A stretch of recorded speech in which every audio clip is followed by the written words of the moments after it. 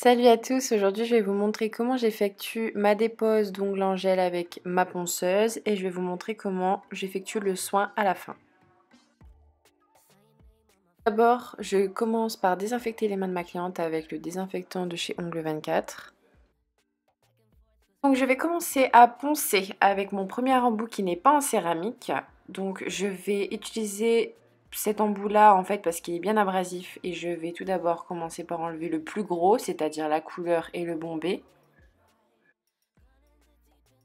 Je tiens à préciser que n'utilisez pas la ponceuse si vous n'êtes pas habitué parce que vous risquerez de vous faire mal ou de faire mal à la cliente. Ça risque de faire des sensations de surchauffe. Donc bien évidemment, quand vous poncez à la ponceuse, ne restez pas toujours au même endroit. C'est ça qui va faire la sensation de chaud en fait et qui peut faire mal. Donc vraiment, je cherche même pas à enlever tout le gel. J'enlève juste la couleur, le bombé. Le reste, je le ferai après avec un autre embout. Ici, je prends un autre embout qui est cette fois-ci en céramique, qui est aussi abrasif que l'autre. Et en fait, là, je vais vraiment chercher à enlever le reste de la couleur. Je vais proche des cuticules pour bien enlever tous les décollements, la couleur que j'ai pas pu attraper avec l'autre embout en ponceuse. Parce que l'autre embout, en fait, il est vraiment trop gros, il est grossier, on ne peut pas faire les petits détails. Et donc ici, je vais enlever le reste de gel. En fait, la dernière fois, j'ai enlevé tout ce qui est couleur bombée et là, j'enlève le reste. Donc, faites très attention à ne pas rester au même endroit. Vous risquerez de faire mal. Je tiens à le préciser parce que c'est quand même dangereux. Et la vidéo parle bien d'elle-même en fait. Donc là, je vais passer sur tous mes doigts. Donc ici en fait j'ai rechangé d'embout, j'alterne entre les deux, ça dépend s'il reste beaucoup de gel ou pas, mais je fais toujours très attention à ne pas aller trop proche de l'ongle naturel. Donc en fait là j'enlève tout le gros, tout ce qui reste en gel en fait. En tout cas j'essaye d'éliminer un maximum le gel restant sur l'ongle naturel et le reste je ferai avec un autre embout. Et si vous vous demandez pourquoi j'alterne autant avec plusieurs embouts, c'est parce qu'en fait, au plus je m'en rapproche de l'ongle naturel, au plus mon embout va être doux pour ne pas justement abîmer la plaque de l'ongle. Donc là, en fait, j'enlève le plus gros avec mes gros embouts. Et d'ailleurs, si vous voulez les mêmes embouts que moi, si vous êtes intéressé, je vous ai tout laissé en barre d'informations. Il est très important aussi que la personne s'exprime si ça lui chauffe pour que vous arrêtiez au bon moment avant de lui faire un trou dans l'ongle ou de lui faire vraiment mal. Donc ici je vais vous rapprocher pour que vous voyez mieux et ne vous inquiétez pas, l'ongle d'à côté, en fait ma cliente s'était retourné l'ongle, elle a un petit bleu.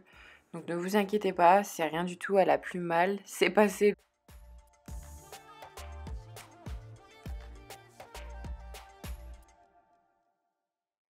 Ensuite, je rechange d'embout et je vais prendre un embout à emery. Donc là, c'est un grain fin moyen, il me semble. Et là, je vais enlever tous les petits restes de gel et de couleur qui restent sur l'ongle naturel. Cet embout-là va me permettre de tout nettoyer l'ongle pour que l'ongle soit nickel chrome en fait.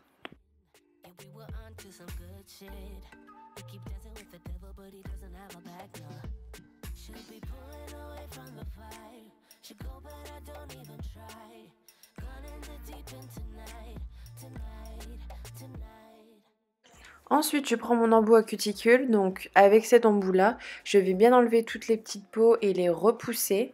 Et par la suite, je vais venir les couper pour que ça fasse plus propre. Pareil, faites très attention parce que cet embout-là est très coupant. Si vous allez trop près des peaux, ça va vous couper.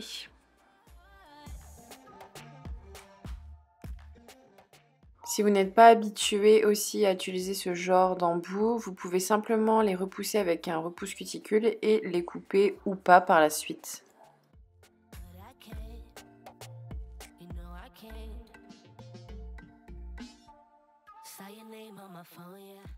Ensuite, je les coupe avec mon coupe cuticule qui vient de chez Indigo.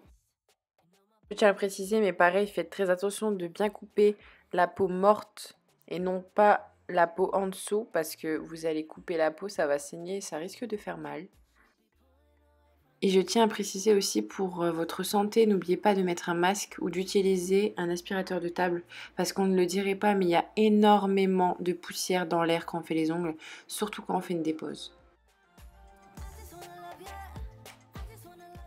Ensuite, je prends ma lime 180-240 à grains doux pour raccourcir les ongles naturels. Généralement, après une dépose, les ongles ils sont mous. Donc, ne prenez pas une lime qui a un gros grain. Prenez une lime à grains fins.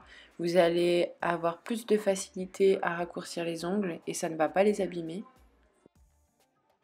Après une dépose, ça ne sert à rien de garder vos ongles parce que forcément ils ont manqué de lumière donc ils seront un petit peu mous. Donc ne les laissez pas longs parce que de toute façon ils vont se casser et vous risquerez de vous faire mal. Donc autant les raccourcir, comme ça vous partez sur de bonnes bases.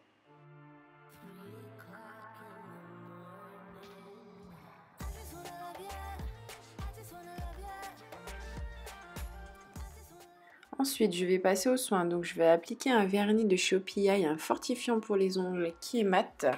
Donc, j'en applique une fine couche sur tous les ongles et j'attends que ça sèche bien.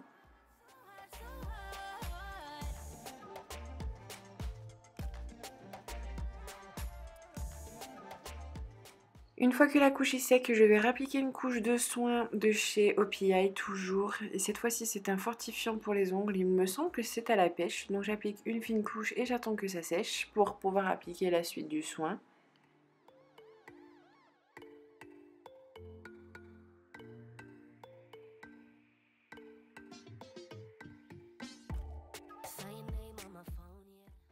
Et une fois que c'est sec, je vais appliquer le dernier vernis de mes soins, qui est cette fois-ci de chez OPI, et un durcisseur pour les ongles.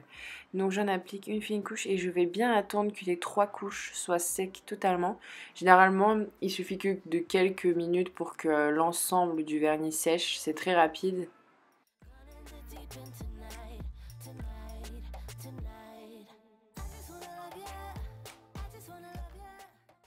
Et une fois terminé, que les vernis sont bien secs, j'applique mon huile à cuticule de chez Indigo, le Femme Fatale.